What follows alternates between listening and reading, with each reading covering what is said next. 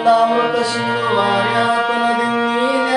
ಉಪದೇಶಿಸಲು ಆನಂದಾಮೃತನಾಗಿ ಸಾರ ಸುಖದಿ ಮೈ ಮರೆತು ನಿಂತಾಗಳ ಆನಂದ ಎಂಬುದಾರು ಪೇಳುವರರಿವರಿಲ್ಲೆಂಬುದರಿರ್ದನೆ ಸ್ವಾನಂದೋದಯದಿಂದ ಬೆಳಗ್ಗೆ ಒಳೆವ ಚಿತ್ಕಾಂತಿ ಅವಧೂತನೇ ಶಿವ ಶಿವ ಶಿವ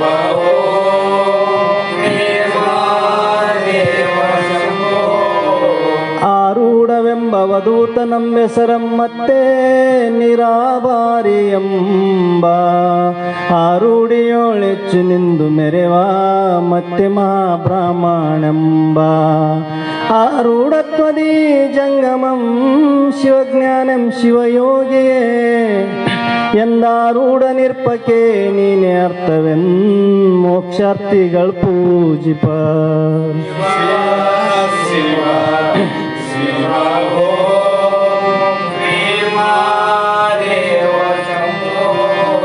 ವರವೇದಾಗಮ ಶಾಸ್ತ್ರವಂ ಸ್ಮೃತಿ ಪುರಾಣങ്ങൾ ಪುಗಳ್ವಾಳ್ವರಂ ಉರುತೇಜ ಉನ್ನತ ದೇಹ ಕಾಂತಿ ನೇತ್ರಗಳ ಕಾಂತಿ ನಿನ್ನ ಆತ್ಮತೇಜ ಉರು ಪಾವನ ಕೀರ್ತಿ ತೇಜವನಂ ನಾ ಏನೆಂದು ಪೊಗಳುವೆಮ್ಮ ಪುರುಷಾರೂಢವರ ಪ್ರಸಿದ್ಧ ಗುರುವೇ ದಯದಿಂದ ನೋಡೆನ್ನನು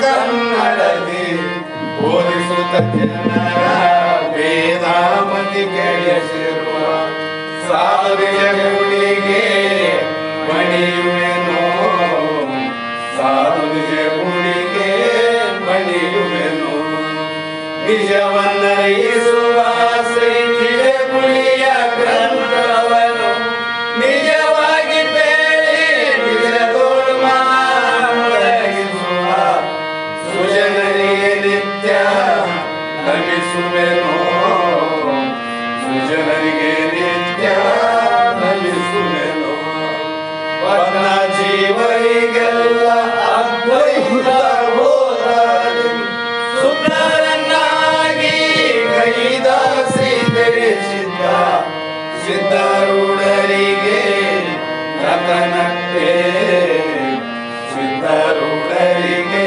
ರತನಕ್ಕೆ ಬಾಳ ಬಲ ವೇದಾಂತಕ್ಕೆ ಸರಿ ಬಾಳ ಗರ್ಜನೆ ಕೇಳುವ ತನಕ ಬಾಳ ಮೂಗುತ್ತಲಿರ್ಪನೆ ಶಾಸ್ತ್ರವೆಂಬುವ ನರಿಗಳು ಬಾಳ ಶಕ್ತಿಯ ಶೃಂಗ ಗರ್ಜನೆ ಬಾಳ ಕೇಳಿದ ಬಳಿಕ ಕೂಗವು ಬಾಳ ಕೇಳಲು ಬೇಕು ವೇದ ಎಂಬ ಶಾಸ್ತ್ರವನ್ನು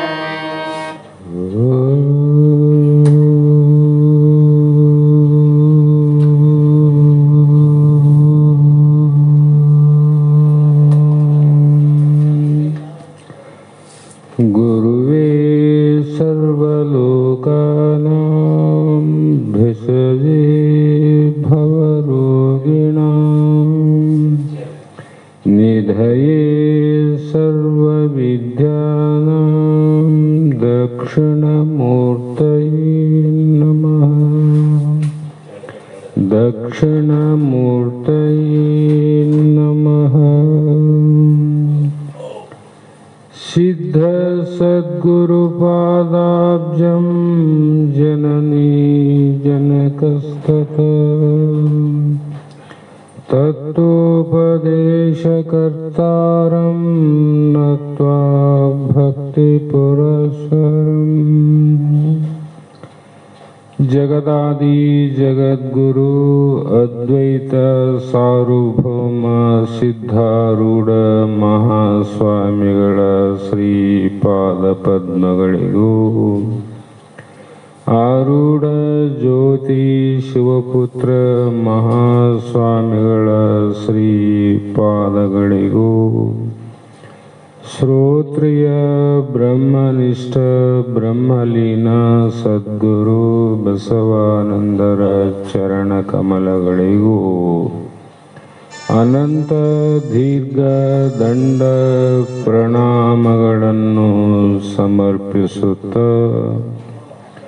ಸದ್ಗುರು ಸಿದ್ಧಲಿಂಗಪ್ಪ ತಾತ ಕಪಗಲ್ ಇವರನ್ನು ಮನದೋಳು ಧ್ಯಾನಿಸುತ್ತ ತಮ್ಮೆಲ್ಲರಿಗೂ ವಂದಿಸುತ್ತ ಈ ದಿನ ಶ್ರೀಮನ್ ನಿಜಗುಣ ಯೋಗಿಗಳು ರಚಿಸಿದಂಥ ಅನುಭವ ಸಾರ ಎನ್ನುವ ಗ್ರಂಥದ 4ನೆಯ ಸಂಧಿ ಮೊದಲನೆಯ ಸೂತ್ರದ 6ನೆಯ ನುಡಿ ಇಂದಿನ ಆಧಾರದ ವಿಷಯಗಳಾಗಿದ್ದು, ಈ ಸೂತ್ರದ ಅಭಿಪ್ರಾಯ, ಈ ಸಂಧಿಯ ಅಭಿಪ್ರಾಯ, ತನುಕರಣ ಪ್ರಾಣಾದಿ ಮನಬುದ್ಧಿ ಅಹಂಕಾರ ಇನಿತು ಆತ್ಮವಲ್ಲ, ವೇದ್ಯ ಒಪ್ಪುದರೆಂದೇ ಘನಕುಂಭದಂತೆ ತಿಳಿಪುತ್ರ ಅಂತ ಹೇಳಿದರು. ಯಾವ ವಿಷಯವನ್ನು ಆಧಾರವಾಗಿಟ್ಟುಕೊಂಡು ಮಹಾತ್ಮರು ಇಲ್ಲಿವರೆಗೂ ಬೋಧ ಮಾಡ್ಯಾರಂದ್ರೆ, ಹಿಂದಿನ ಸೂತ್ರದ ಅಭಿಪ್ರಾಯದ ಪ್ರಶ್ನೆಯನ್ನು ಆಧಾರವಾಗಿಟ್ಟುಕೊಂಡಂತ ಶಿಷ್ಯ, ಗುರುವೇ, ಈಗಾಗಲೇ ನೀವು ಹಿಂದೆ ಜಗವೆಂದೊಡಂತಾನೆ, ಜಗದೀಶ್ವರನೆಂದೊಡೆ ತಾನೆ, ಜಗದ ಜೀವಾತ್ಮರೆಲ್ಲರೂ ತಾನೇ ಎಂದು ಬಗೆಯುವ ಆತನೇ ಉತ್ತಮ ಅಂತ ಹೇಳಿರಿ ಗುರುವರ್ಯ. ಅಂದ್ರೆ ಎಲ್ಲವೂ ಬ್ರಹ್ಮಸ್ವರೂಪ, ಬ್ರಹ್ಮನ ಬಿಟ್ಟು ಇನ್ನೊಂದಿಲ್ಲ ಅಂತ ಹೇಳಿರಿ ಅಂದಾಗ ನಿಮ್ಮ ಮಾತಿನಂತೆ ವಿಚಾರ ಮಾಡಿದ್ರೆ, ತನು ಅಂದ್ರೆ ಶರೀರ, ಕರ್ಣ ಅಂದ್ರೆ ಇಂದ್ರಿಯಾದಿಗಳು, ಕರ್ಮೇಂದ್ರಿಯ, ಜ್ಞಾನೇಂದ್ರಿಯ, ಮನಸ್ಸು, ಬುದ್ಧಿ, ಚಿತ್ತ, ಅಹಂಕಾರ ಇವೆಲ್ಲವೂ ಕೂಡ ಆತ್ಮ ಅಂತ ಹೇಳ್ಬೇಕಾಗ್ತದಲ್ಲ. ಮತ್ತೆ ಅನಾತ್ಮ ಅಂತನೂ ಹೇಳಿರಿ, ಈ ಕಡೆ ಸರ್ವವು ಆತ್ಮ ಅಂತ ಹೇಳಿರಿ. ಇದರಲ್ಲಿ ನಾನು ಯಾವುದನ್ನ ಸ್ವೀಕಾರ ಮಾಡಬೇಕು ಗುರುದೇವ ಅನ್ನುವಂತ ಅಭಿಪ್ರಾಯವನ್ನು ಇಟ್ಟುಕೊಂಡು ಶಿಷ್ಯ ಪ್ರಶ್ನೆ ಮಾಡುವಾಗ ಗುರುಗಳು ಹೇಳ್ತಾರದು, ಇಲ್ಲಿ ಆ ಸಂವಿದ್ ರೂಪದಲ್ಲಿ ನಾನು ಹೇಳಿದಂತ ಬ್ರಹ್ಮ, ಅವ್ರೇನ್ ಹೇಳ್ಯಾರ? ಬ್ರಹ್ಮ ಹೇಳ್ಯಾರ, ಬ್ರಹ್ಮದ ಲಕ್ಷಣ ಹೇಳ್ಯಾರ. ಸತ್ತು ಚಿತ್ತು ನಿತ್ಯ ಆನಂದ ಪರಿಪೂರ್ಣವಾಗಿ ಜಾಗ್ರ ಸ್ವಪ್ನ ಸುಸುಪ್ತಿ ತುರ್ಯಾತೀತದಲ್ಲಿ ಕೂಡ ಬಾಧೆ ಹೊಂದದೆ ಇರುವಂತ ವಸ್ತು ಏನದ ಅದು ಆತ್ಮ ಅಂತ ಹೇಳಿವಿ. ಈ ಶಿಷ್ಯ ಏನ್ ಹಿಡ್ಕೊಂಡನಂದ್ರೆ, ಅನಾತ್ಮದ ಜಡವರ್ಗದ ನಾಮರೂಪಗಳನ್ನು ಹಿಡ್ಕೊಂಡು ಆತ್ಮ ಅಂತ ಶಿಷ್ಯ ತಿಳ್ಕೊಂಡನ. ನಾಮರೂಪ ಎಲ್ಲ ಮಿಥ್ಯ, ಅಸ್ಥಿಭಾತಿ ಪ್ರಿಯ, ಆತ್ಮ ಒಂದು ಸತ್ಯ ಅಂತ ಗುರುಗಳು ಹೇಳ್ಯಾರ. ಅಂದ್ರೆ ಏನಾತಿಲ್ಲಿ? ಗುರುಗಳು ಹೇಳಿದಂತ ಬೋಧೆ ಸತ್ಯವಾಯಿತು, ಆದರೆ ತಿಳಿದುಕೊಳ್ಳುವಂತ ಶಿಷ್ಯನಲ್ಲಿ ಭೇದ ಆಯ್ತು. ನೋಡ್ರಿ, ಭೇದ ಇಲ್ಲಾಯ್ತು.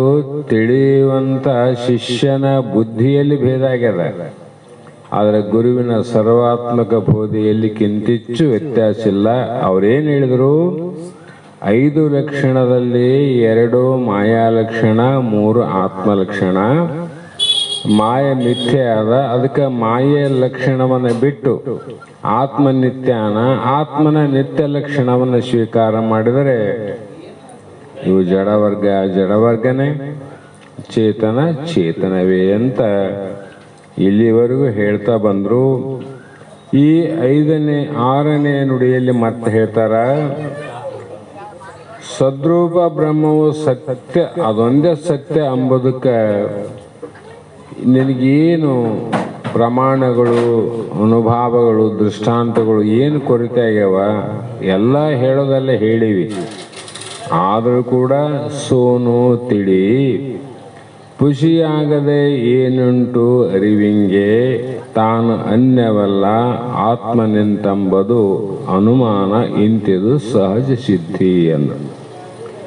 ಇಲ್ಲಿ ಸೂನು ತಿಳಿ ಅಂದ್ರು ಅಂದ್ರೆ ಪುತ್ರ ಅಂತನೂ ಅರ್ಥ, ಶಿಷ್ಯ ಅಂತನೂ ಅರ್ಥ. ಇಲ್ಲಿ ಹೇ ಶಿಷ್ಯನೇ ನೀನು ತಿಳಿ, ಏನು ಖುಷಿಯಾಗದೆ ಏನುಂಟು ಅಂದ್ರು. ಇದು ಜಡವರ್ಗ ಆತ್ಮನಕ್ಕಿಂತ ಸುಳ್ಳು ಆಗದೆ ಸತ್ಯ ಆಗಲಿಕ್ಕೆ ಸಾಧ್ಯ ಆದೇನು ಅಂದ್ರೆ ಇಲ್ಲ ಅಂತ. ಉಂಟೆ ಅಂದ್ರೆ ನಿರ್ಣಯ ಮಾಡೇ ಹೇಳ್ಯಾರ ಅವರು. ನೀ ಎಷ್ಟು ಸಲನ ವಿಚಾರ ಮಾಡು, ಎಷ್ಟು ವರ್ಷನ ವಿಚಾರ ಮಾಡು, ಅದು ಇಲ್ಲವೇ ಇಲ್ಲ. ಅದಕ್ಕೆ ಕೈವಲ್ಯ ಪದ್ಧತಿಯಲ್ಲಿ ಒಂದು ಪದ್ಯ ಹೇಳ್ಯಾರ, ಬರೇ ಪ್ರಶ್ನಾತ್ಮಕ ಪದ್ಯ, ಅದಕ್ಕೆ ಉತ್ತರ ಇಲ್ಲ. ಶ್ರೀಗುರು ವಚನದಿಂದ ಅಧಿಕ ಸುದೆ ಉಂಟೆ ಇಲ್ಲ. ನನ್ನ ಜನ್ಮದಿಂದ ಹೇದಳು ಮಿಗಿಲುಂಟೆ ಇಲ್ಲ. ಎಲ್ಲದಕ್ಕೂ ನಾವೇನು ವಿಚಾರ ಮಾಡಿ ಹೇಳಿವಲ್ಲ, ನೀ ಎಷ್ಟೆಲ್ಲ ಲಾಗ ಹೊಡೆದು ವಿಚಾರ ಮಾಡು, ಅದು ಇಲ್ಲವೇ ಇಲ್ಲ. ಯಾಕಿಲ್ಲ? ಸುಳ್ಳು ಸತ್ಯ ಎಂದನಾತದೇನು? ಸುಳ್ಳಂತ ಯಾವ್ದು ಕರಿತೀವಿ? ಯಾವುದು ಇಲ್ಲ ಅದಕ್ಕೆ ಸುಳ್ಳಂದಿವಿ. ಶಾಸ್ತ್ರಗಳಲ್ಲಿ ವಿಡಂಬನೆ ಮಾಡಿದ್ರು, ಶಿಷ್ಯ ಹೇಳಿದರು, ನೋಡು ಹಗ್ಗದ, ಹಗ್ಗದಲ್ಲಿ ಹಾವು ತೋರದ, ಹಾವು ಸುಳ್ಳು ಯಾಕಾಯ್ತಂದ್ರೆ ಅದು ಹಗ್ಗದಲ್ಲಿ ಇಲ್ಲವೇ ಇಲ್ಲ. ಹಗ್ಗದಲ್ಲಿ ಇಲ್ಲವೇ ಇಲ್ಲ. ಇತ್ತು ಅಂದ್ರೆ ಏನಾದ್ರೂ ಒಂದು ಸ್ವಲ್ಪ ತೋರ್ತಿತ್ತು. ಅದು ಇಲ್ಲದ್ದು ತೋರದಲ್ಲ ಅಂದ್ರೆ ಅದು ನಿನ್ನ ಭ್ರಾಂತಿ, ಭ್ರಮೆ ಅಥವಾ ನಿನ್ನ ಅಜ್ಞಾನವೇ ನಿನಗೆ ಕಾರಣ ಅಂದ್ರು. ಅದಕ್ಕೆ ಶಿಷ್ಯ ಇಲ್ಲಿ ಅದು ಅಂದ್ರೆ ಯಾವುದು? ನಮಗೆ ಇಲ್ಲಿವರೆಗೆ ಹೇಳಕ್ಕೆ ಅಂತ ಬಂದರಲ್ಲ, ಅದು ಅಂದ್ರೆ ಬ್ರಹ್ಮ, ಇದು ಅಂದ್ರೆ ಜಗತ್ತು. ಅದು ಅಂದ್ರೆ ಆತ್ಮ, ಇದು ಅಂದ್ರೆ ದೇಹ. ನಾವು ಹೊರಗಡೆ ವಿಚಾರ ಮಾಡಿ ಒಳಗೆ ಬರಬೇಕು. ಅಲ್ಲಿ ಅದು ಒಂದಾಗ ಬ್ರಹ್ಮ, ಇದು ಒಂದಾಗ ಜಗತ್ತು. ಇಲ್ಲಿ ಅದು ಒಂದಾಗ ಆತ್ಮ, ಇದು ಒಂದಾಗ ದೇಹ. ಇದು ಮಿಥ್ಯೆ ಆಗಲಾರದು, ಸುಳ್ಳು ಆಗಲಾರದು. ಏನು ಸುಳ್ಳಾಗಲಾರದು? ಬ್ರಹ್ಮ ಸುಳ್ಳು ಆಗಲಾರದು. ಯಾಕಂದ್ರೆ ಯಾವುದು ಜಗತ್ತಿನಲ್ಲಿ ಯದೃಶಂ ತನ್ನಷ್ಟಂ, ಜಗತ್ತಿನಲ್ಲಿ ಯಾವುದು ಇರುವುದು, ಯಾವುದು ಇದೆ, ಇರೋದು ಎಂದು ಇಲ್ಲದ್ದಾಗೋದಿಲ್ಲ. ಇರೋದು ಜಗತ್ತಿನಲ್ಲಿ ಇರೋದು ಯಾವುದು? ಬ್ರಹ್ಮ. ನಮ್ಮ ಶರೀರದಲ್ಲಿ ಇರೋದು ಯಾವುದು? ಆತ್ಮ. ಆ ಜಗತ್ತು ನಷ್ಟ ಆಗಿ ನಾಶ ಆದರೂ ಕೂಡ ಆ ಬ್ರಹ್ಮ ನಷ್ಟ ಆಗೋದಿಲ್ಲ, ನಾಶ ಆಗೋದಿಲ್ಲ. ಯಾಕಂದ್ರೆ ಅದು ಇರೋದಲ್ಲ. ಇರಲಾದ ಜಗತ್ತು ಅದು ಎಷ್ಟು ಪ್ರಯತ್ನ ಮಾಡೂ ಕೂಡ ಇರಲಾರದು. ಹಾಗಾಗಿ ಯಾವುದು ಸತ್ಯ ಆದ ಸತ್ಯ ಖುಷಿ ಆಗೋದು. ಸತ್ಯ ಎಂದರೆ ಸುಳ್ಳು ಆಗ್ಯದನ್ರಿ, ಸುಳ್ಳು ಎಂದರೆ ಸತ್ಯ ಆಗದೇನು? ಅದಕ್ಕೆ ಸತ್ಯ ಆದಲ್ಲ ಬ್ರಹ್ಮ, ಅದು ಖುಷಿ ಆಗೋದು. ಇದೇ ನೋಡು ಪ್ರತಿಜ್ಞೆ ಅಂತ. ಪ್ರಮಾಣ ಇನ್ನೇನು ಬೇಕಂತ? ಸತ್ಯಕ್ಕೆ ಸಾವಿಲ್ಲ, ಸುಳ್ಳಿಗೆ ಸುಖವಿಲ್ಲ ಅಂತ ಎಷ್ಟೋ ಜನ ಅನಂತ ಪ್ರಕಾರ ಹೇಳ್ಯಾರ. ಹಾಗೆ ಅದು ಸದ್ರೂಪ ಅಂತ ಅರ್ಥ ಮಾಡಬೇಕಾಯ್ತು. ಆ ಸದ್ರೂಪ ಅಂತ, ಸದ್ರೂಪ ಅಂದ್ರೆ ಯಾವಾಗಲೂ ಇರೋದು. ಯಾವಾಗಲೂ ಇರೋದಂದ್ರೆ ಬ್ರಹ್ಮ ಅಂತ ಅರ್ಥ ಆಯ್ತಲ್ಲ. ಆ ಬ್ರಹ್ಮ ಹೇಗಿದೆ? ಸರ್ವದಲ್ಲಿದೆ. ಸರ್ವ ಅಂದ್ರೆ ಎಲ್ಲ ಆಭರಣಗಳಲ್ಲಿ ಬಂಗಾರ ಇದೆ. ಆಭರಣ ಬೇರೆ ಬೇರೆ, ಆದರೆ ಬಂಗಾರ ಒಂದಿದೆ. ಘಟಾದಿಗಳು ಬೇರೆ ಬೇರೆ, ಆದರೆ ಮಣ್ಣು ಒಂದಿದೆ. ಮಣಿಗಳು ಬೇರೆ ಬೇರೆ, ಮಣಿಗಳ ಸೂತ್ರ ಅದೆಂಗ ಅನುಸೂಚಿತವಾಗ್ಯದ ನೋಡ್ರಿ. ಬಿಟ್ಟ ಅದೇನು? ಆಭರಣ ಬಿಟ್ಟು ಅಥವಾ ಬಂಗಾರ ಬಿಟ್ಟು ಆಭರಣ ಅದೇನು? ಇಲ್ಲ. ಮಣ್ಣು ಬಿಟ್ಟು ಮಣಿಕೆ ಅದೇನು? ಇಲ್ಲ. ದಾರ ಬಿಟ್ಟು ಮಣಿ ಅವೇನು? ಇಲ್ಲ. ಬ್ರಹ್ಮನ ಬಿಟ್ಟು ತನು ಕರ್ಣ ಪ್ರಾಣ ಮನ ಬುದ್ಧಾದಿ ಇವು ಇಲ್ಲ. ಇದನ್ನ ಆತ್ಮನಿಂದನೇ ಉಳ್ಕೊಂಡವ ಆಶ್ರಯದಲ್ಲಿ. ದಾರದ ಆಶ್ರಯದಲ್ಲಿ ಅವೆಲ್ಲ ಮಣಿಗಳು.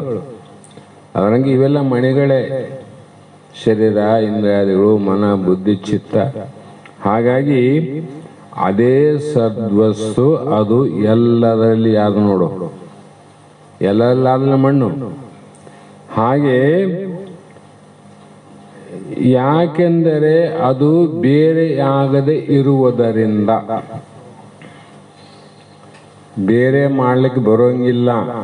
ಆಭರಣದಿಂದ ಬಂಗಾರ ಬೇರೆ ಮಾಡ್ಲಿಕ್ಕೆ ಬರ್ತದೇನು? ಬರೋದೇ ಇಲ್ಲ. ಬಂದ್ರೆ ಅವು ಆಭರಣ ಬಂಗಾರವೂ ಅಲ್ಲ, ಬಂಗಾರವೂ ಅಲ್ಲ ಅವು ಅಂತ ಅರ್ಥ ಆಗ್ತದಿಲ್ಲ. ಮತ್ತೆ ಮಣ್ಣಿನಿಂದ ಕೊಡಗಳನ್ನು ಬೇರೆ ಮಾಡಕ್ ಬರ್ತದೇನು ಅಂದ್ರೆ ಅವು ಘಟ ಆಗೋದಿಲ್ಲ, ಪ್ಲಾಸ್ಟಿಕ್ ಆಗ್ತಾವ. ಮಣ್ಣಿನಿಂದ ಆಗ ಮಣ್ಣು ಬಿಟ್ಟು ಬರ್ತವೆ ನಾವು. ಅದ್ರಂಗ ಆ ಸದ್ರೂಪವಾದ ಆತ್ಮನನ್ನ ಬಿಟ್ಟು ನಾವಿರೋಕ್ ಬರೋದಿಲ್ಲ. ಆತ್ಮನ ಬಿಟ್ಟು ಯಾವೂ ಇಲ್ಲ. ಹಾಗಾಗಿ ಅದು ಹೇತು ಅಂದ್ರೆ ಮೂಲ, ಕಾರಣ, ಬೀಜ ಅದೇ ನೋಡು. ಯಾವುದು ನಾವು ಹೇಳಿದಂತ ಬ್ರಹ್ಮ ಸ್ವರೂಪವೇ ಹೊರತು ಬ್ರಹ್ಮಕ್ಕೆ ಇವು ಯಾವ ಅನ್ಯವಲ್ಲ. ಯಾವ ಅನ್ಯವಲ್ಲ? ಆಭರಣ ಬಂಗಾರಕ್ಕೆ ಅನ್ಯವಲ್ಲ, ಘಟಾದಿಗಳು ಮಣ್ಣಿಗೆ ಅನ್ಯವಲ್ಲ, ಮಣಿಗಳು ದಾರಕ್ಕೆ ಅನ್ಯವಲ್ಲ. ಅದರಂತೆ ನಿನ್ನಲ್ಲಿ ಇರುವಂತ ತನುಕರಣಾದಿಗಳು ಬ್ರಹ್ಮನ ಅನ್ಯವಲ್ಲ. ಅನ್ಯ ಬೇರೆ ಹೆಂಗಿರಕ್ ಬರ್ತದ? ಬೇಕಲ್ಲ ಆಧಾರ. ಹಾಗೆ ನೀನು ಇವನ್ನೆಲ್ಲ ತಿಳಿತಿದ್ದಿಲ್ಲಪ್ಪ, ಈಗ ನೋಡು. ಯಾಕಂದ್ರೆ ಅನ್ಯವೆಲ್ಲ ಆತ್ಮ ಎಂಬುದು ಅನುಮಾನ ಇಂತಿದು ಸಹಜ ಸಿದ್ಧ. ಹೌದ್ರಿ, ಇಲ್ಲಷ್ಟೆಲ್ಲ ದೃಷ್ಟಾಂತ ಹೇಳಿದ್ರಿ. ನನ್ನ ಅನುಭವಕ್ಕೆ ಸಹಜ ಯಥಾರ್ಥವಾದ ಅನುಭವ ಆಗಬೇಕಂದ್ರೆ ಅದನ್ನು ಕೇಳು. ಶರೀರವನ್ನು ತಿಳಿತಿದ್ದಿಲ್ಲ, ಇಂದ್ರಿಯಾದಿಗಳನ್ನು ತಿಳಿತಿದ್ದಿಲ್ಲ, ಮನಸ್ಸು ತಿಳಿತಿದ್ದಿ, ಬುದ್ಧಿ, ಚಿತ್ತ, ಅಹಂಕಾರ ಮೊದಲು ಮಾಡಿಕೊಂಡು ಮಾಯೆಯನ್ನು ಕೂಡ ನೀನೇ ತಿಳಿದಿದ್ದಂದ್ಮೇಲೆ ನೀನು ಇವುಗಳಿಗೆ ಅನ್ಯವಲ್ಲದೆ ಬೇರೆ ಅಲ್ಲದೆ ತಿಳಿಯಕ್ ಬರ್ತದ? ಕೊಡನೆ ನಾನಾಗಿದ್ರೆ ಕೊಡ ಅಂತ ಹೇಳಕ್ ಬರಂಗಿಲ್ಲ. ಬಂಗಾರ ನಾನಾಗಿದ್ರೆ ಇವು ಬಂಗಾರ ಅಂತ ಹೇಳಕ್ ಬರ್ತಿದ್ದಿಲ್ಲ. ಹಾಗೆ ಇವುಗಳಿಗಿಂತ ನೀನು ಬೇರೆ ಆಗದೆ ಇದ್ದರೆ ಇವುಗಳನ್ನ ನೀನು ತಿಳಿಯಲಿಕ್ಕೆ ಬರ್ತಿದ್ದಿಲ್ಲ. ಅನುಭವದಲ್ಲಿ ತಿಳಿತಿದ್ದೀನಿ. ನನ್ನ ಕಣ್ಣು ಅಂತಿದ್ದಿ, ಕಣ್ಣು ನೀನೇ ತಿಳಿದೋ, ನಿನ್ನ ಕಣ್ಣು ತಿಳಿದದೋ? ಆತ್ಮನನ್ನ ಕಣ್ಣು ತಿಳಿದಿಲ್ಲ, ಕಣ್ಣನ್ನ ಆತ್ಮ ತಿಳಿದ. ಅದಕ್ಕೇನಂದ್ರೆ ಸಾಧನೆಗಳನ್ನು ತಗೊಂಡು ಹೋಗ್ಬೇಕು. ಮತ್ತು ಸಾಧನ ಅಹಂಕಾರ, ಬುದ್ಧಿ, ಮನ, ಚಿತ್ತ, ಇಂದ್ರಿಯಾದಿಗಳ ಸಾಧನದಿಂದ ಹೊರಗುನು ತಿಳಿತದ, ಒಳಗುನು ತಿಳಿತದ. ಹೊರಗಡೆ ಒಳಗಡೆ ಪರಿಪೂರ್ಣವಾಗಿ ಅರಿಯುವಂತ ಆ ಸದ್ರೂಪ ಏನು ಜ್ಞಾನ ಅದ ಅದೇ ನೋಡು ಬ್ರಹ್ಮ. ನಾವು ಬ್ರಹ್ಮ ಅಂದೇಳಿ ಹೊರಗೆ ಹೋಗ್ಬಿಡ್ತೀವಿ. ಬ್ರಹ್ಮ ಅಂದೇಳಿ ಹೊರಗೆ ಹೋಗ್ತದ ವೃತ್ತಿ. ಕಾರಣ ಚತುರ್ಮುಖ ಬ್ರಹ್ಮನ ಅರ್ಥ ಆಗದಿವಿನ ಆ ಚತುರ್ಮುಖ ಬ್ರಹ್ಮನಿಗೆ ಆಶ್ರಯವಾದಂತ ಆ ಬ್ರಹ್ಮನ ಜ್ಞಾನ ಆಗಿಲ್ಲ. ಚತುರ್ಮುಖ ಬ್ರಹ್ಮನ ಕಡೆ, ವಿಷ್ಣುವಿನ ಕಡೆ, ಈಶ್ವರನ ಕಡೆ ಇವೆಲ್ಲ ಭಕ್ತಿ ಉಪಾಸನ ಮಾಡಿದವರಿಗೆ ಥಟ್ಟನೆ ಬರ್ತದೆ ಅನುಭವಕ್ಕೆ. ಅದೇನು ಸಾಮಾನ್ಯ ಅಲ್ಲ. ಭಕ್ತಿ ಎಂಬುದು ಸಾಮಾನ್ಯವೇ. ಗರಗಸದಂತೆ ಹೋಗಲು ಕೊಯ್ಯುವುದು, ಬರೋಲು ಕೊಯ್ಯುವುದು. ಮಹಾತ್ಮ ಅನುಭವ ಮಾಡ್ಯಾರ. ಆ ಭಕ್ತಿ ಒಂದು ಕಡೆ ಸ್ವಲ್ಪ ಏನನ್ನ ನೋವಾದರೆ ಗುಡಿ ಬಿಟ್ಟು ದೇವ್ರಿಗೆ ಕಾಯಿ ಹಿಡಿದು ಬಿಟ್ಟು ದೇವ್ರಿಗೆ ಕಲ್ಲಾಕಿ ದೇವರಿಗೆ ಬೈದು ಬರ್ತೇವೆ ನಾವು. ಅಂಥ ದೇವ್ರ ಪರೀಕ್ಷೆ ಮಾಡಕ್ ನಿಂತು ಒಂದ್ರ ಮೇಲೆ ಒಂದು ದುಃಖ ಕಷ್ಟ ಕೊಟ್ರೆ ಅವಾಗ ಗೊತ್ತಾಗ್ತದ ದೇವ್ರ ಮೇಲೆ ಎಷ್ಟು ಭಕ್ತಿ ಆದ ನಿನಗಂತ. ಅವಾಗ ಹೋಗುತ್ತ ಕೊಯ್ಯುವುದು, ಬರುವತ್ತ ಕೊಯ್ಯುವುದಂದ್ರೆ ಅವರು. ಹಂಗಾಗಿ ಅಂಥವರಿಗೆ ಆ ಒಂದು ಬ್ರಹ್ಮನ ಬಗ್ಗೆ ಗೊತ್ತಾಗ್ಬೋದು. ಆದ್ರೆ ನಿಜವಾದ ಬ್ರಹ್ಮನ ಬಗ್ಗೆ ಗೊತ್ತಾಗಬೇಕಾದ್ರೆ ಇದು ಕೇವಲ ಧೀರನಾದ ಮುಮುಕ್ಷತ್ವವುಳ್ಳಂಥ ಶಿಷ್ಯನಿಗೆ ಸಾಧ್ಯ ಆದ ವಿನ ಬೇರೆಯವ್ರಿಗೆ ಸಾಧ್ಯ ಅಲ್ಲ ಇದು. ಆ ಶಿಷ್ಯನಾದ್ರೆ ಹೇಗೆ ಸಾಧ್ಯ ಆಗಿರ್ಬೇಕಾದ್ರೆ ಅವನ ಶಕ್ತಿ ಹೇಗಿರ್ಬೇಕಂದ್ರೆ 5 kg 50 kg ಎತ್ತಿ ಹಾಕ್ತಾನಂದ್ರೆ ಅದು ಬೇರೆ, 1 ಕ್ವಿಂಟಲ್ 10 kg ಎತ್ತಿ ಹಾಕ್ತಾನಂದ್ರೆ ಇಬ್ಬರ ಶಕ್ತಿ ಒಂದೇನಲ್ಲಿ. 50 kg ಎತ್ತಿ ಹಾಕೋನ ಶಕ್ತಿನೇ ಬೇರೆ, 110 kg ಎತ್ತಿ ಹಾಕ್ತಾನಂದ್ರೆ ಅವನ ಶಕ್ತಿನೇ ಬೇರೆ. ಅದರಂತೆ ಇಲ್ಲಿ ಅಧಿಕಾರಿಗಳಲ್ಲಿ ಬಹಳ ವಿಶೇಷವಾದ ಮಹತ್ವ ಇಟ್ಟರ. ಆ ಅಧಿಕಾರತ್ವ ನಮ್ಮಲ್ಲಿ ಆದೋ ಇಲ್ಲೋ ಅಂತ ನಮ್ಮನ್ನು ನಾವೇ ನೋಡ್ಕೋಬೇಕು. ನಾವು ಅವನ ಅಧಿಕಾರ ಅಲ್ಲ, ಇವನ ಅಧಿಕಾರಿ ಅವನ ಅಧಿಕಾರಿ ಅಂತ ನಾವು ಹೇಳ್ಕೊಂತಿರ್ತೀವಿ. ನಿಜವಾಗಿ ನಾವು ಅಧಿಕಾರಿಗಳು ಅಲ್ಲ. ಕಾರಣ ಶಾಸ್ತ್ರಗಳಲ್ಲಿ ಸಾಮಾನ್ಯ ಅಧಿಕಾರಿ ಬೇರೆ, ವಿಶೇಷ ಅಧಿಕಾರಿ ಬೇರೆ ಅಂತ 2 ಪ್ರಕಾರ ಅಧಿಕಾರಿಗಳನ್ನು ಮಾಡ್ಯಾರ. ಎಲ್ಲರೂ ಸಾಮಾನ್ಯರಲ್ಲ, ಎಲ್ಲರೂ ವಿಶೇಷ ಅಧಿಕಾರಿಗಳಲ್ಲ. ಯಾಕಂತ ವಿಚಾರ ಮಾಡಿದರೆ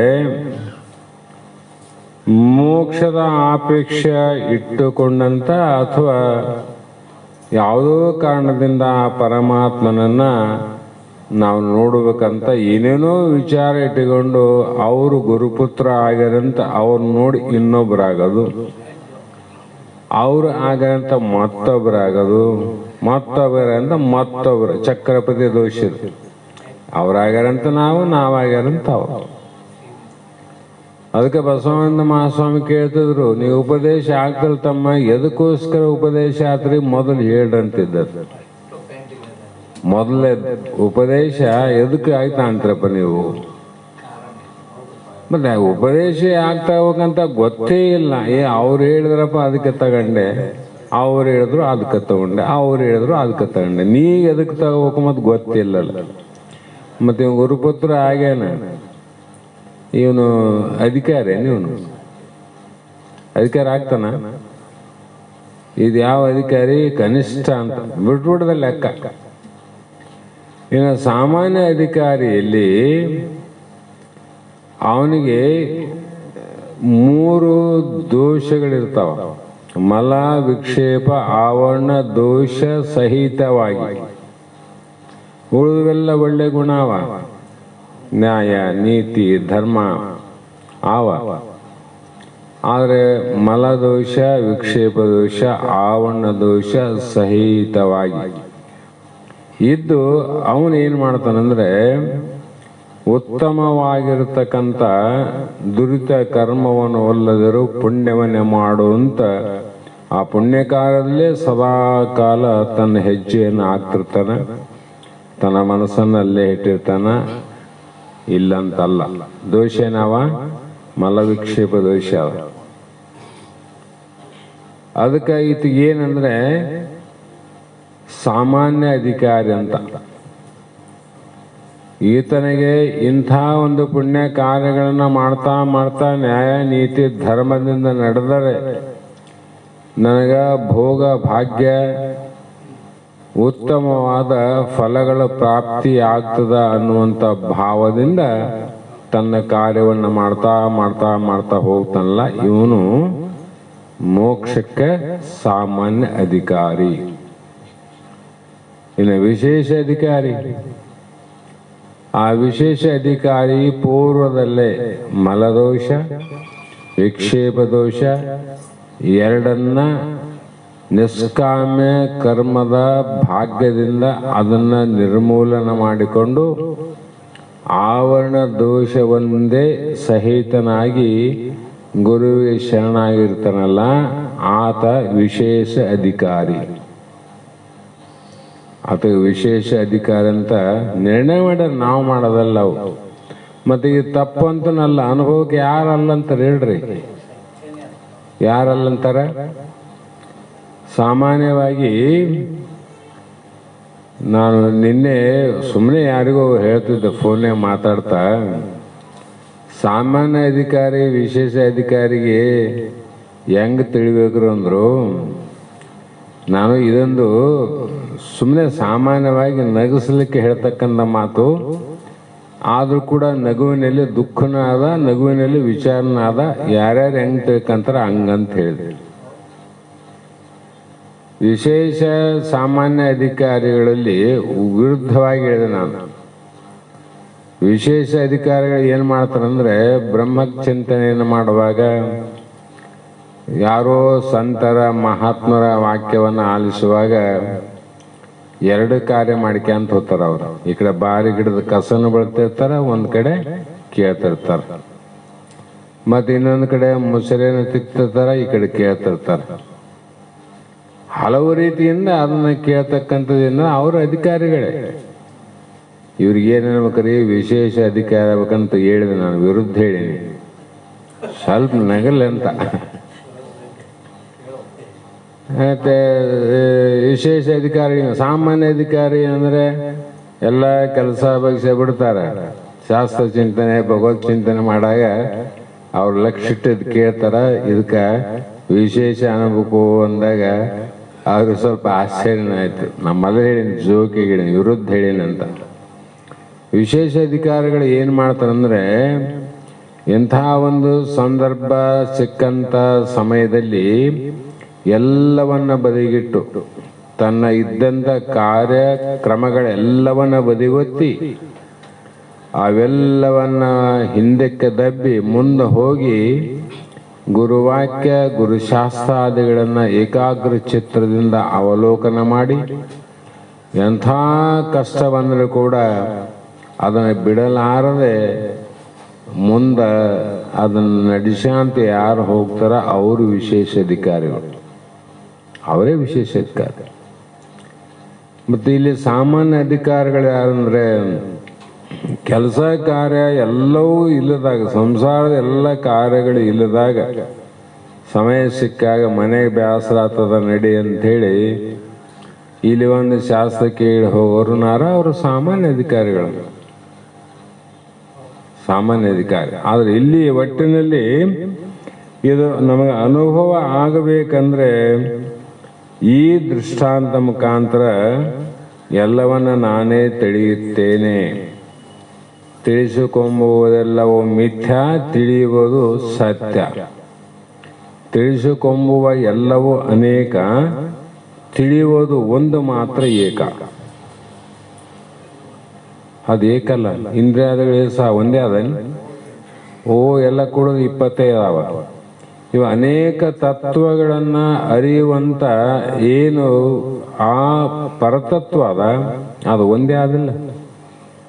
ಏನು ಆತ್ಮ ಇಂದ್ರಿಯಾದಿಗಳು ಒಂದೊಂದು ಆತ್ಮನೇನು? ಇಲ್ಲಲ್ಲ, ಒಬ್ಬ ಆತ್ಮನೇ ಅನೇಕ ತಿಳಿತಾನ. ಅನೇಕ ಆದ್ರೆ ತಿಳಿಸುವಂತವ ಏಕ ತಿಳಿತಾನ. ನೋಡ್ರಿ ಎಷ್ಟು ತಿಳ್ಕೊಂಬಿಟ್ರೆ ಸಾಕು. ಹೀಗಾಗಿ ಸರ್ವನಾಮ ರೂಪಗಳಲ್ಲಿ ಅನುಸೂತವಾಗಿರುವ ಬ್ರಹ್ಮವು ಸತ್ತಾಗಿದೆ.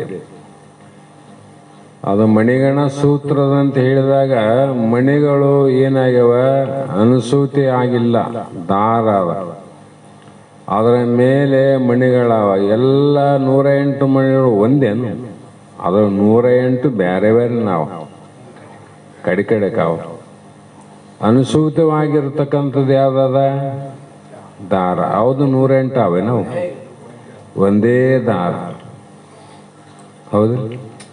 ಅದರಂತೆ ಒಬ್ಬ ಆತ್ಮನೇ ಇಡೀ ಸರ್ವ ಅಂದರೆ 84 ಲಕ್ಷ ಜೀವರಾಶಿಗಳ ಒಡಲೋಡು. ಹೇಗಿದನ ಅಂದರೆ ಭಗವದ್ಗೀತೆಯಲ್ಲಿ ಒಂದೇ ಮಾತು ಹೇಳಿದರು, ಏಕೋ ದೇವ ಸರ್ವಭೂತೇಶು ಗೂಢ. ಒಬ್ಬ ಆತ್ಮನೇ ಗೂಢ. ಗೂಢ ಅಂದರೆ ಕಾಣಲಾರ್ದಂಗೆ ಒಳಗಾದ, ಕಾಣೋ ಹೊರಗಾವ. ಮಣಿ ಕಾಣ್ತಾವಿಲ್ಲ, ಮಣಿ ಕಾಣ್ತಾವ, ರುದ್ರಾಕ್ಷ ಮಾಲೆ ಅಂತ ಕಾಣ್ತದ. ದಾರ ಕಾಣ್ತದೇನು ಅಂದ್ರೆ ದಾರ ಮಣಿಗಳಲ್ಲಿ ಅದು ಗೂಢವಾಗಿ ಕಾಣ್ಲಾರ್ದಂಗ ಅದು, ಕಾಣಂಗ ಅದು, ಕಾಣ್ಲಾರ್ದಂಗ ಅದು. ಅದೇ ರೀತಿ ಆ ಬ್ರಹ್ಮ ಏನದ, ಕಾಣ್ಲಾರ್ದಂಗ ಅದ. ಯಾಕೆ ಕಾಣವಲ್ತು ಅಂದರೆ ಅದು ನಿರವಯವಾದ, ಅದಕ್ಕೆ ಕಾಣಂಗಿಲ್ಲ. ಅದಕ್ಕೆ ಅವಯವ ಇದ್ರೆ ಅಲ್ಲ ಕಾಣಲ್ಲ, ಅದು ನಿರವಯವ, ನಿರಾಕಾರ, ನಿರ್ಲಿಪ್ತ ಅಂತ ಶಬ್ದಗಳನ್ನ ಬಳಸ್ಯಾರ ಮಹಾತ್ಮರು, ಒಂದಲ್ಲ ಎರಡಲ್ಲ. ಹೀಗಾಗಿ ಬ್ರಹ್ಮವು ಸತ್ಯವಾಗಿರುವುದು ಎಂಬುದೇ ಸತ್ಯ, ಬ್ರಹ್ಮವೇ ಸತ್ಯ. ಉಳಿದ ಮನ ಬುದ್ಧಿ ಚಿತ್ತ ಅಹಂಕಾರ ಎಲ್ಲವೂ ಮಿಥ್ಯ ಎಂಬುದಕ್ಕೆ ಪ್ರಮಾಣ ಇದೆಯಾದಲ್ಲಪ್ಪ, ಮತ್ತೇನಿಲ್ಲ ಮಂತರ ಮಹಾತ್ಮರು. ಹಾಗಾಗಿ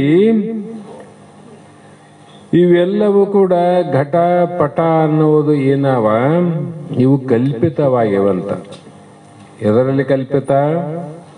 ಮಣ್ಣಿನಲ್ಲಿ ಘಟ ಕಲ್ಪಿತ, ಆಮೇಲೆ ಈ ದಾರದಲ್ಲಿ ಬಟ್ಟೆ ಅನ್ನೋದು ಕಲ್ಪಿತ. ಬಟ್ಟೆ ಕಲ್ಪಿತಿಲ್ಲ, ಅದು ಹಿಂಗನೇ ಇದ್ರೆ ಸೀರೆ ಆಯ್ತು, ಹಿಂಗನೇ ಇದೆ ದೋತ್ರ ಆಯ್ತು, ಹಿಂಗಾದ್ರೆ ಪ್ಯಾಂಟ್ ಆಯ್ತು, ಹಿಂಗಾದ್ರೆ ಶರ್ಟ್ ಆಯ್ತು. ಅದು ಸತ್ಯ ಅವೇನು?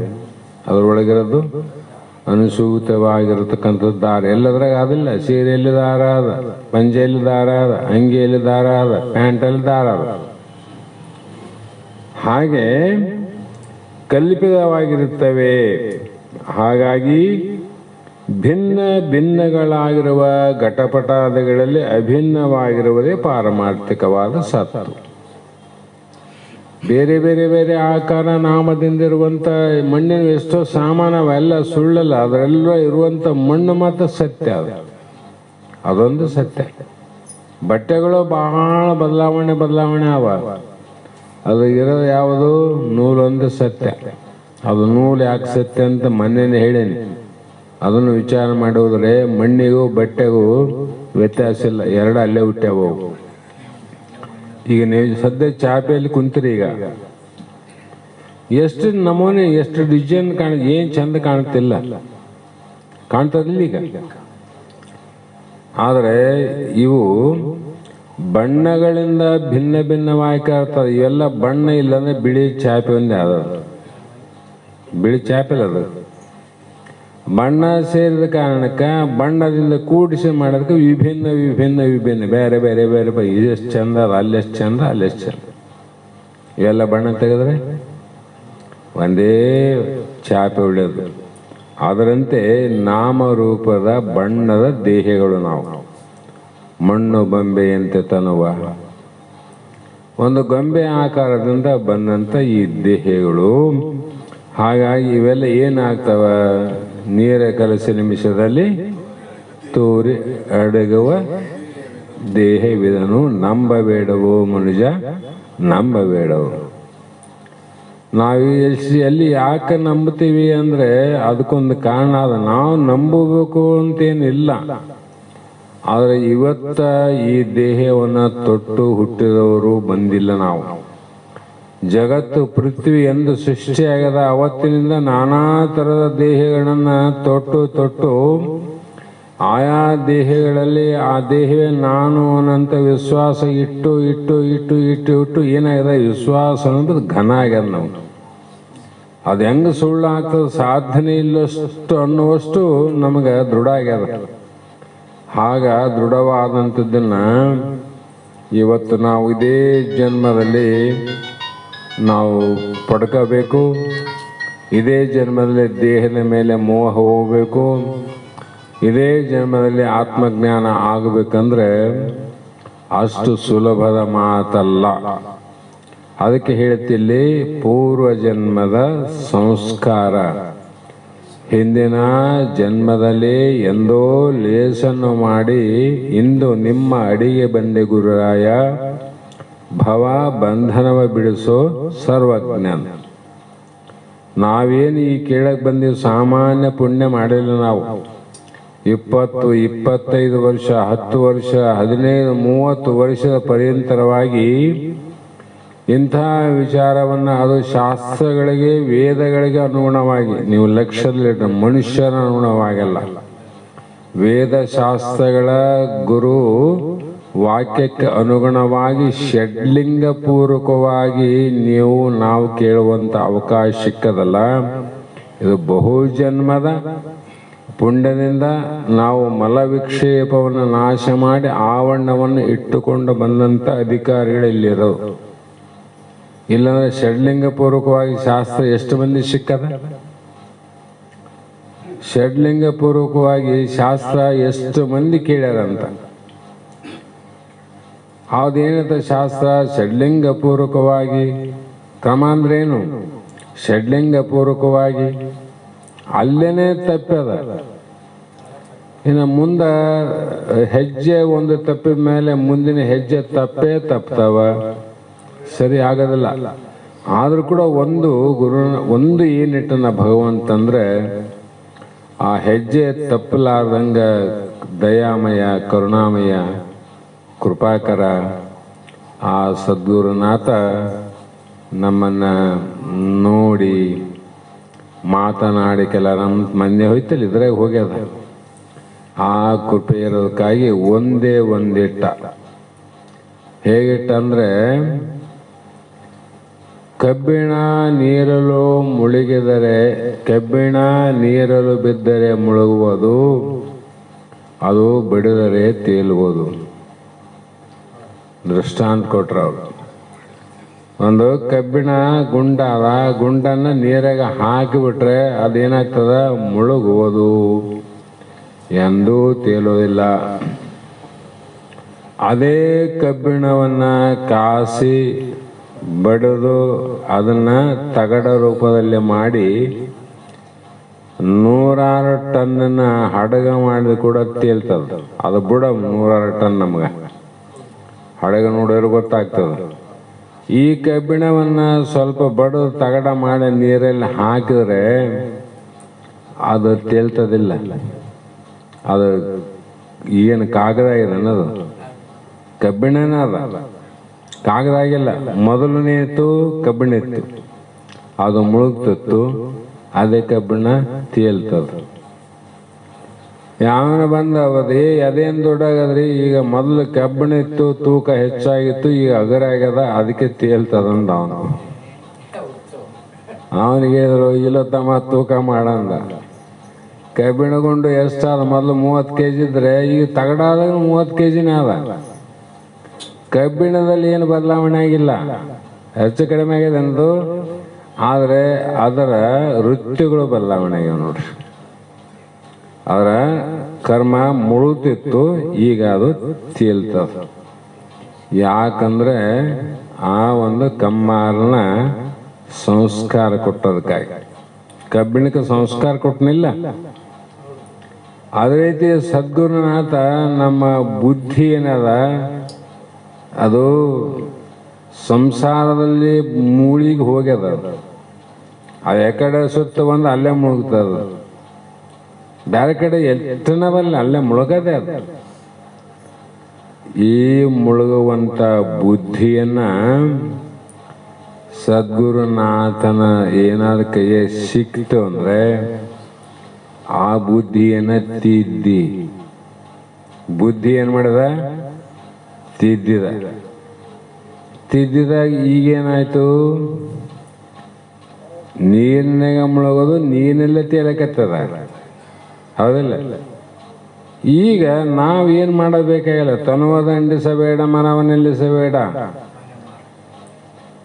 ಈಗ ಸಂಸಾರದಲ್ಲಿ ಮುಳುಗಿದಂತ ಬುದ್ಧಿ ಅದೇ ಸಂಸಾರದಲ್ಲಿ ತೇಲ್ತದ ನೋಡಿ. ಇಷ್ಟೇ ವ್ಯತ್ಯಾಸ. ಸಂಸಾರ ಬಿಡೋದೇನು, ನೀರಿನ ಬಿಟ್ಟು ತೇಲದನ್ನದು, ನೀರಿನಾಗೆ ತೇಲದ.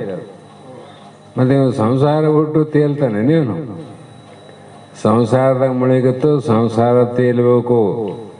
ಅದನ್ನ ತೇಲುವಂಗ ಮಾಡುವಂತ ಶಕ್ತಿ ಯಾಕಾದ ಸದ್ಗುರುನಾಥನ ಸಂಸ್ಕಾರದಲ್ಲಿ. ಆ ಗುರುನಾಥನಲ್ಲ, ಇದೇ ಪ್ರಪಂಚದಾಗ ಏನ್ ಮಾಡಪ್ಪ, ಸುಳ್ಳಂತ ಮಾಡು ಅಂದ್ರು. ಅವ್ರು ಏನಿಲ್ಲ ಹಂಗಿದ್ರೆ, ಸುಳ್ಳಂತ ಮಾಡು, ಸತ್ಯ ಅಂತ ಮಾಡಬೇಡ. ಸತ್ಯ ಯಾವುದು? ಪಾರಮಾರ್ಥ ಸತ್ಯ ಅದ, ಪ್ರಪಂಚ ಮಿಥ್ಯ ಅದ.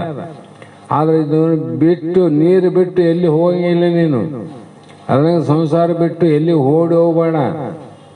ಇಲ್ಲಿ ಇದ್ದು ತೇಲುವಂಗ ಆಗ್ಬೇಕಾಗಿದ್ರೆ ಏನು ಅಂದ್ರೆ ಇದು ಮಿಥ್ಯೆ ಅಂತ ತಿಳ್ಕಷ್ಟ. ಮಿಥ್ಯೆ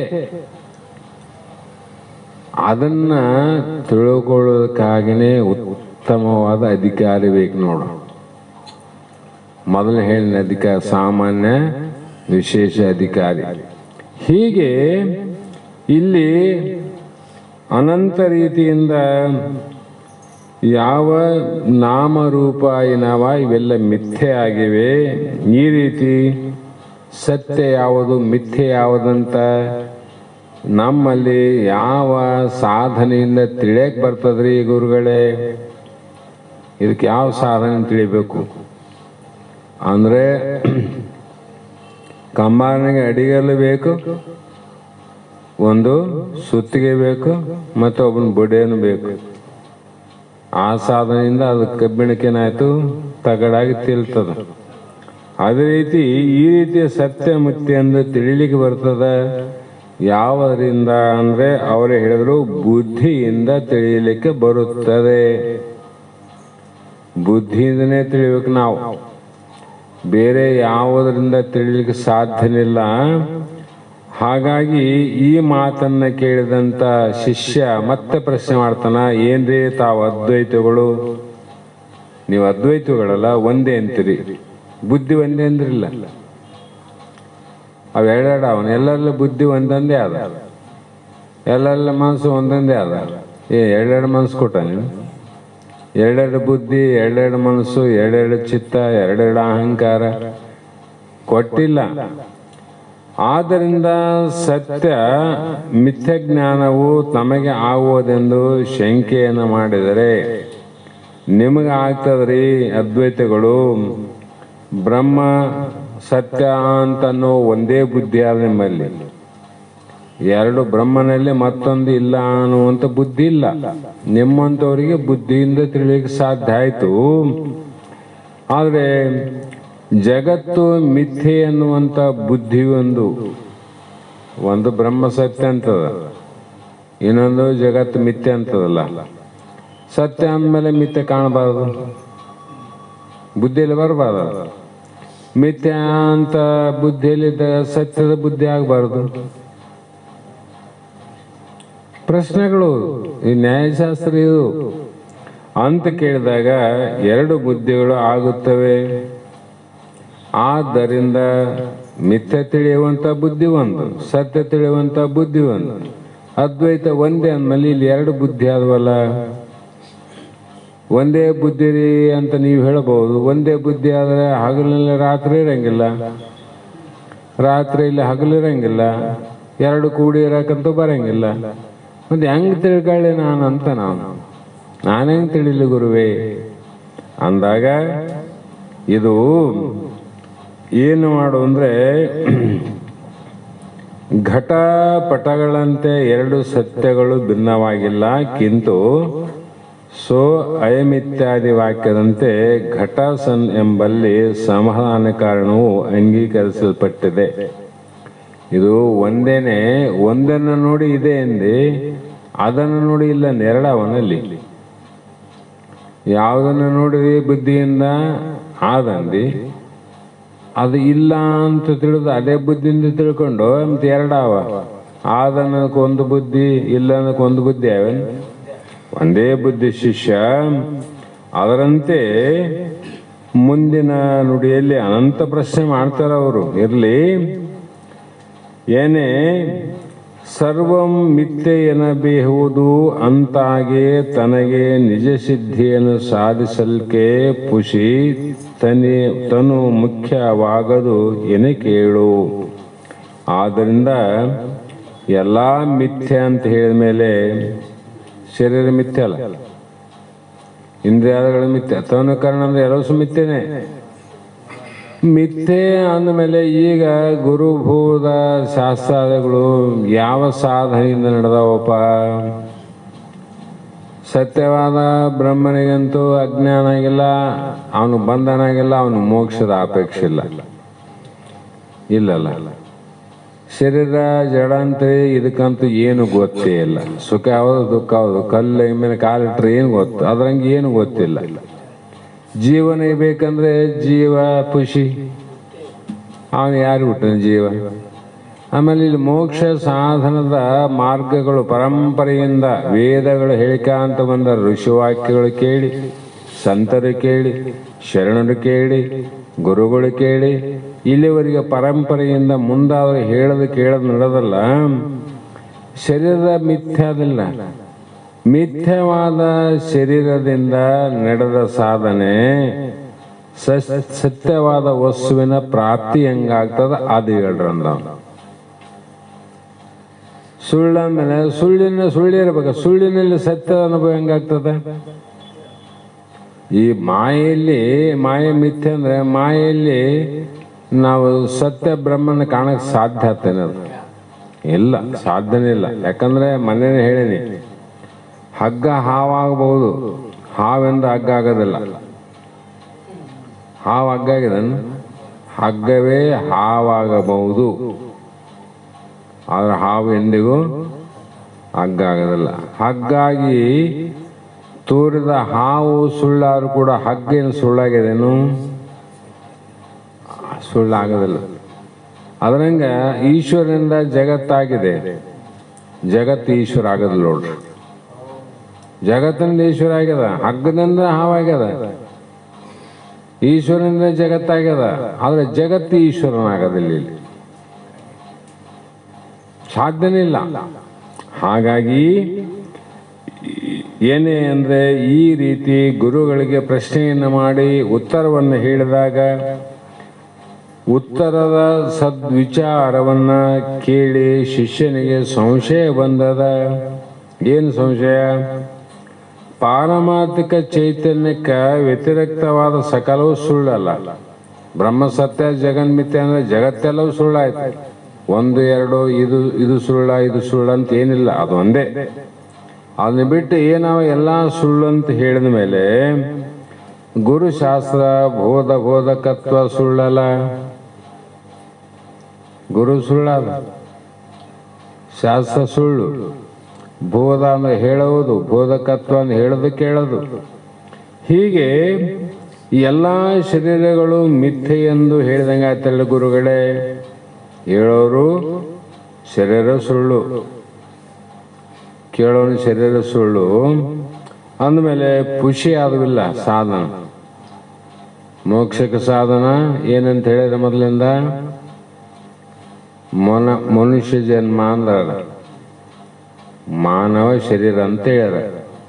ಮತ್ತೆ ಶರೀರ ಸುಳ್ಳಾದ್ಮೇಲೆ ಈ ಸುಳ್ಳು ಶರೀರದಿಂದ ಏನನ್ನ ಮಾಡಿದ್ರೆ ಸುಳ್ಳು ಆಗ್ಬೇಕಲ್ಲ, ಅಥವಾ ಇಲ್ಲೋ ಅಂದಾಗ ಅದರಿಂದ ಆದಂತ ಮೋಕ್ಷವೂ ಕೂಡ ಸುಳ್ಳು ಆಯ್ತಲ್ಲ. ಸುಳ್ಳಂತ ಹೇಳ್ಬೇಕಾಗ್ತಲ್ಲ ಈಗ. ಅಂತ ಅಂದ್ರೆ ಅದು ಕೂಡ ಸುಳ್ಳಾಗಿ ಹೋಗ್ಬೇಕಾಗಿತ್ತು. ಈಗ ಅದರಿಂದ ಇಲ್ಲಿ ಪುರುಷಾರ್ಥ ಏನು ಉಳಿತಪ್ಪ?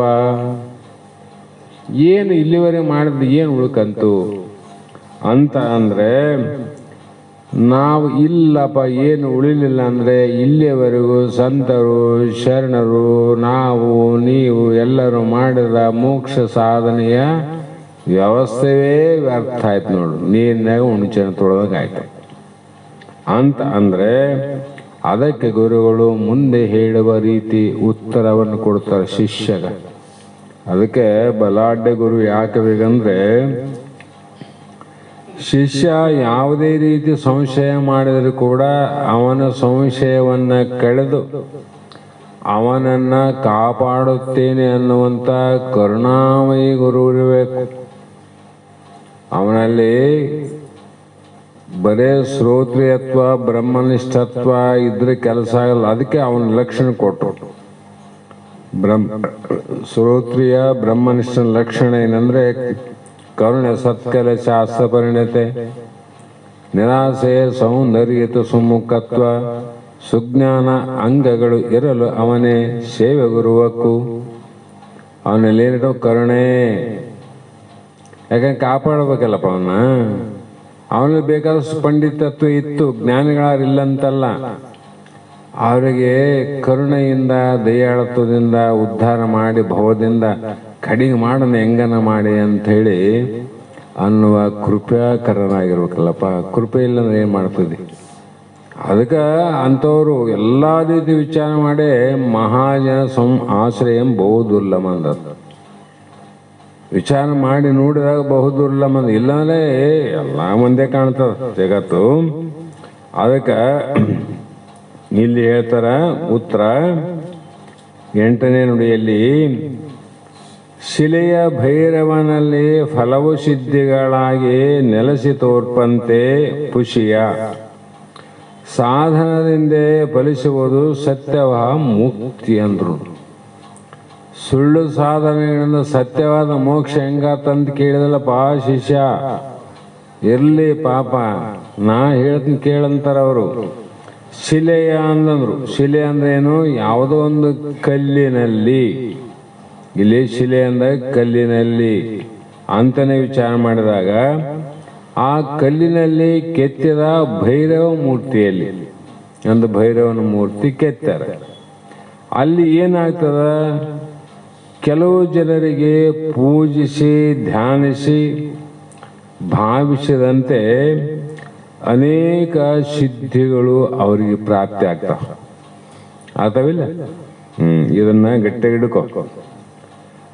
ಅಂದ್ರೆ ಶಿವನ ದ್ವಾರಪಾಲಕನಾದವನೇ ಭೈರವ. ಭೈರವಂದ್ರೆ ಯಾರು? ಶಿವ ಅಲ್ಲ ಇವನು. ಶಿವನ ದ್ವಾರಪಾಲಕ ಕಾಯವನು, ಬಾಗಿಲುಕಾಯವನು. ಆ ದ್ವಾರಪಾಲಕನೇ ಭೈರವ.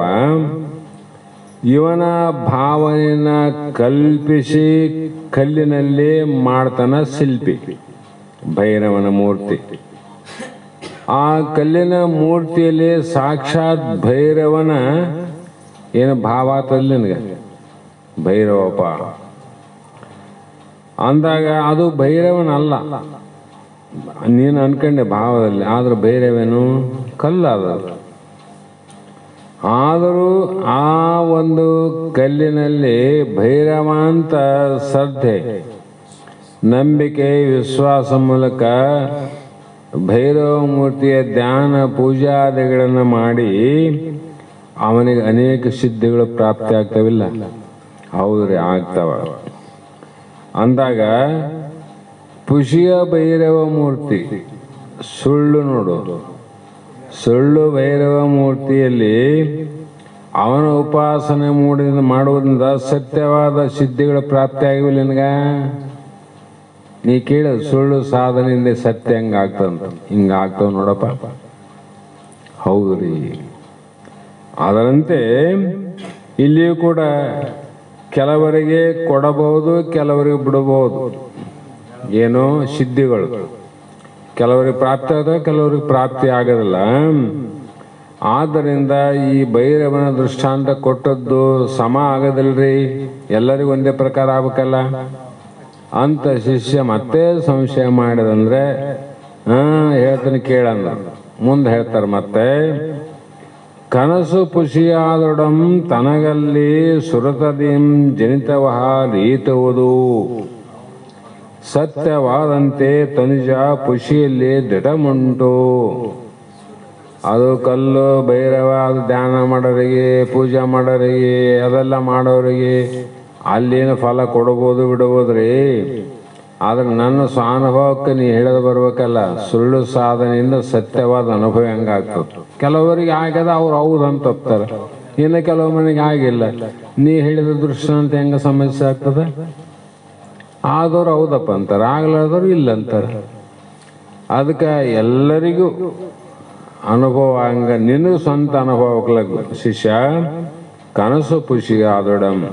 ಎಲ್ಲಿ ಬಿದ್ದದ ಕನಸು ಅಂದ್ರೆ ಇಲ್ಲಿ ನಿದ್ದೆ ಮಾಡಾಗ ಮಲಿಗಾನ ನಿದ್ದೆ, ಅದು ಪೂರ್ಣ ಜಾಗನೂ ಅಲ್ಲ, ಸ್ವಪ್ನ ಜಾಗ್ರ ಅಲ್ಲ, ನಿದ್ರೆ ಅಲ್ಲ, ಸ್ವಪ್ನ ಅವಸ್ಥೆಯ ಅಲ್ಲಿ ಒಬ್ಬ ಸ್ತ್ರೀಯರೊಡನೆ ಆತ ಸುರತ ಭೋಗವನ್ನು ಮಾಡುತ್ತಿದ್ದ.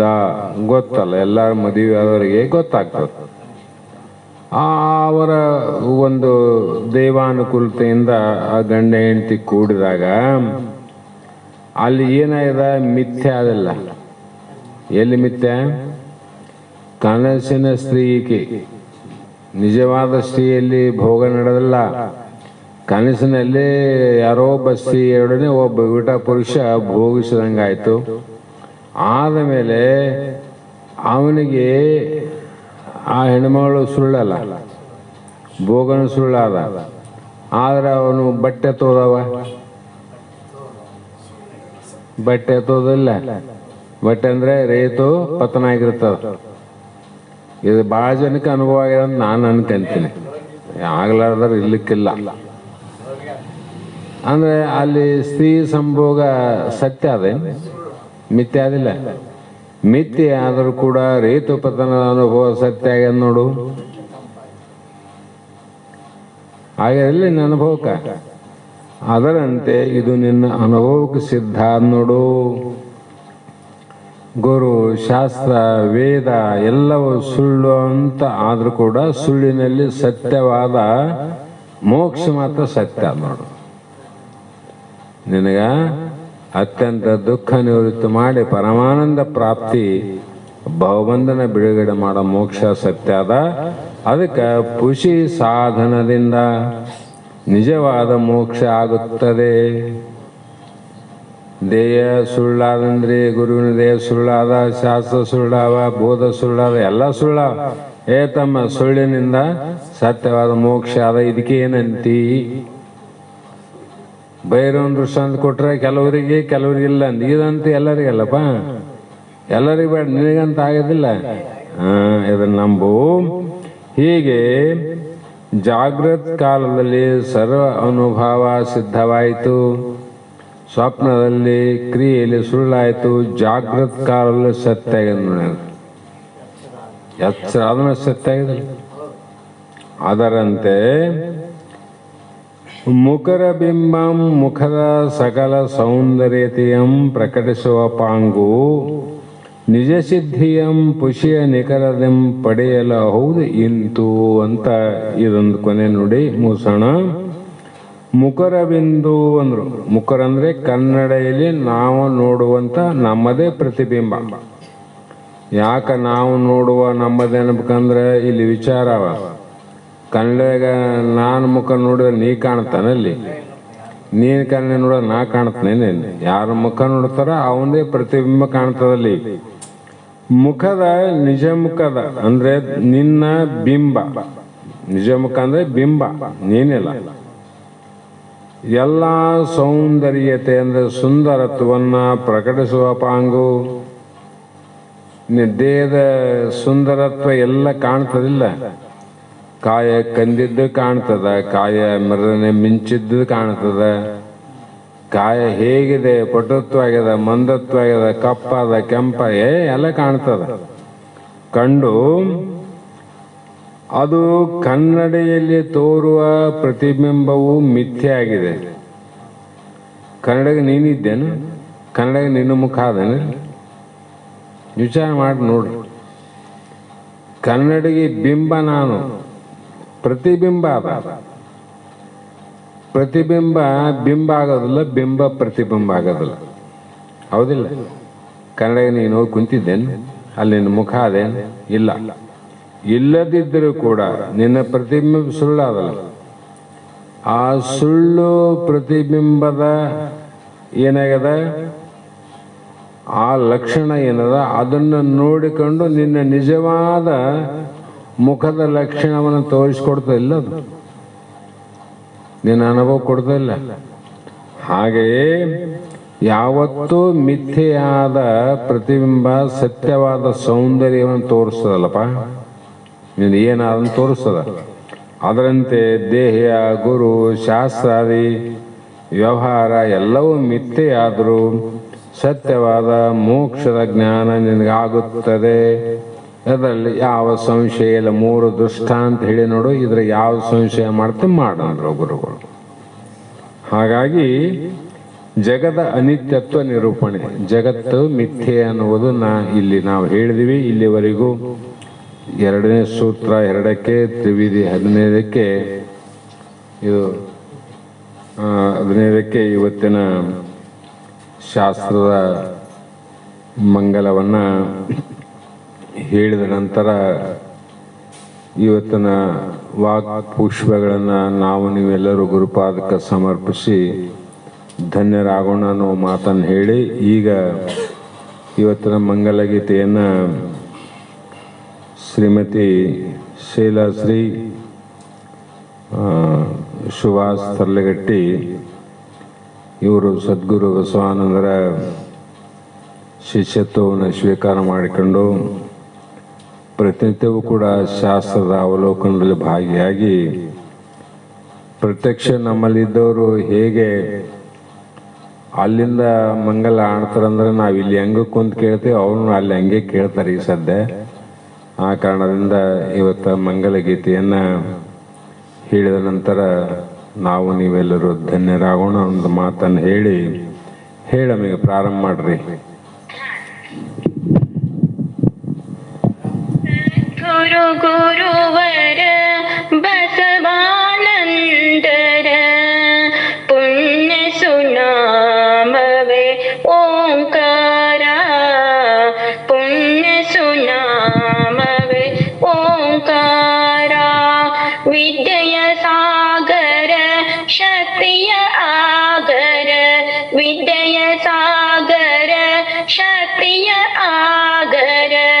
ಯೋಗಿಯ ನೆನೆದರೆ ಭವದೂರ, ಯೋಗಿಯ ನೆನೆದರೆ ಭವದೂರ. ಸದ್ಗುರು ಗುರುವರ ಬಸವಾನಂದರ ಪುಣ್ಯ ಸುನಾಮವೇ ಓಂಕಾರ.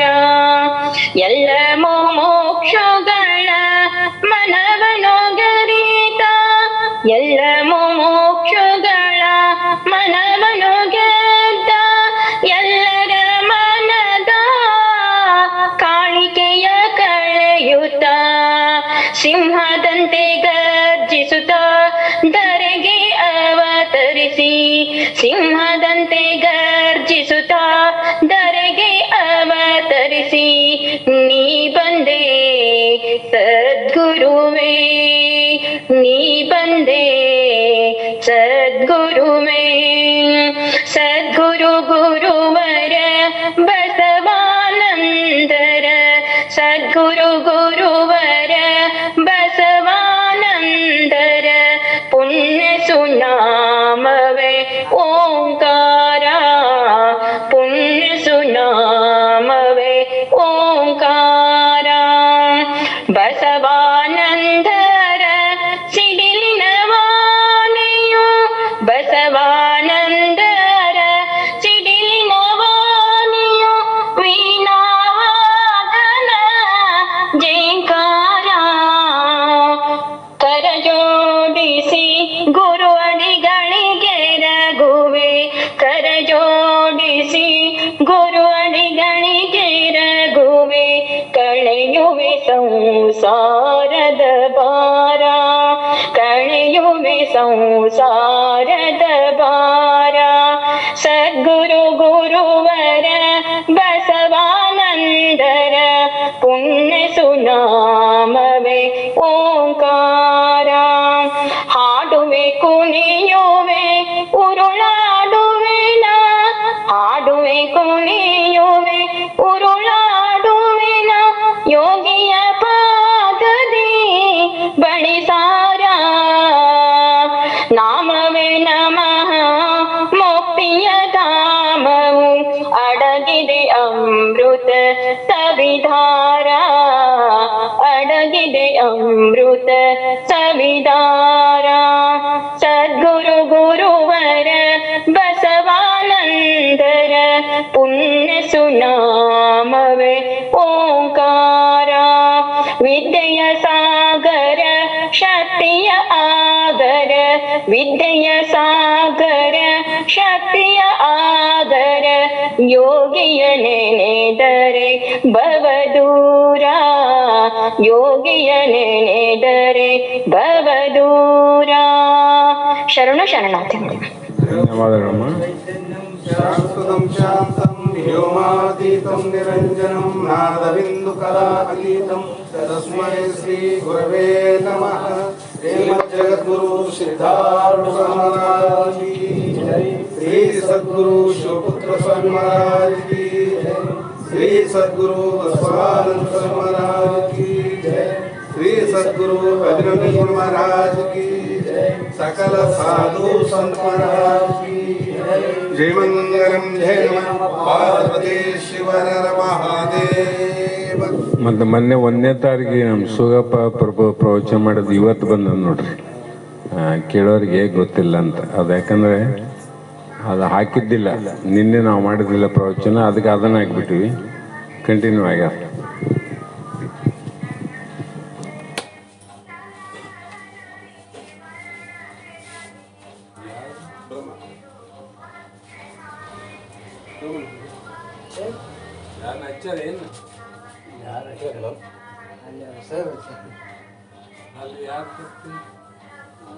ಮೊಬೈಲ್